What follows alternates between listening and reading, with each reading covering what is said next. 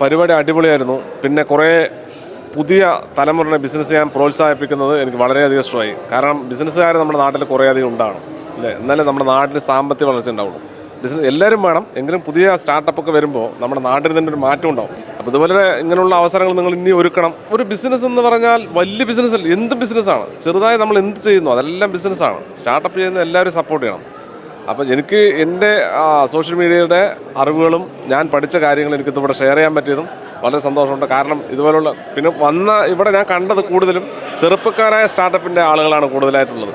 ഇവരൊക്കെ വളരട്ടെ, അതിനൊരു വേദി ഒരുക്കി കൊടുത്തതിന് ഈ പ്രോഗ്രാം കണ്ടക്ട് ചെയ്ത ആളുകളോട് ഒരുപാട് നന്ദി അറിയിക്കുന്നു. ബിസിനസ്സുകാരായ കുറച്ച് ആളുകളാണെന്ന് പറഞ്ഞപ്പോഴാണ് ഞാൻ ഇവിടെ വന്നത്. കാരണം ഞാൻ ഉപയോഗിക്കുന്ന ഫീൽഡ് സോഷ്യൽ മീഡിയയാണ്. അത് ഇവർക്ക് കൂടെ ഉപയോഗിക്കാൻ വേണ്ടി പറഞ്ഞു കൊടുക്കുക എന്നുള്ളത് എൻ്റെ ഒരു ഉത്തരവാദിത്വം കൂടിയാണ്. ബിസിനസ്സുകാർക്ക് അവർ ബിസിനസ് പ്രൊമോട്ട് ചെയ്യാൻ വേണ്ടിയിട്ട് സോഷ്യൽ മീഡിയ ഉപയോഗിക്കുക എന്നുള്ളത് അത് നല്ല രീതിക്ക് ഉപയോഗപ്പെടുത്തിയാൽ തീർച്ചയായും ഈ സ്റ്റാർട്ടപ്പുകാരൊക്കെ അടുത്ത വർഷം വലിയ ബിസിനസ്സുകാരാകും. മറ്റൊരാളുടെ നന്മ നമ്മൾ എന്ന് കണക്കിലെടുത്ത് നമ്മൾ ജീവിക്കുന്നോ അന്നേ നമുക്ക് നന്മ ഉണ്ടാവുള്ളൂ. മറ്റൊരാൾ മോശമായി പോകാൻ വേണ്ടി നമ്മൾ വിചാരിക്കില്ല. അങ്ങനെയാണ് ഞാൻ ഇവിടെ എത്തില്ല. കാരണം എൻ്റെ അറിവുകൾ ഇവർക്ക് നൽകുക എന്നുള്ളതാണ്. കാരണം അടുത്ത തലമുറയാണ് അവർ. അപ്പോൾ ഇവർ വളർന്നാൽ നമ്മുടെ നാടും വളരും.